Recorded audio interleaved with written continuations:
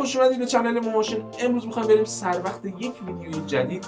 شاید از خودتون سوال کرده باشید اون عکسی که اول ویدیو دیدید جریانش چیه؟ جریانش دقیقاً همینه که میخوایم مراحل ساخت این عکس رو به صورت اسپید آرت با هم ببینیم توی نرم افزار فوتوشاپ. من خودم داخل ادامه کار دیگه صحبت خاصی نمی‌کنم و فقط شما ویدیوی تکمیل مراحل رو به صورت خیلی سریع می‌بینید. این ویدیو هم آموزشی نیست ولی در آینده یه سری ویدیوهای آموزشی هم می‌ذاریم. امیدوارم که ویدیو خوشتون بیاد. قبل اینکه ویدیو رو ببینید لایک و کامنت و سابسکرایب یادتون نره.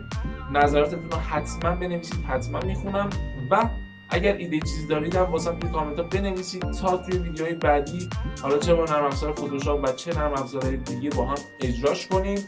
خیلی دوستتون دارم، منم گشنم دارم چیزی بکنم. امیدوارم ویدیو لذت ببرید.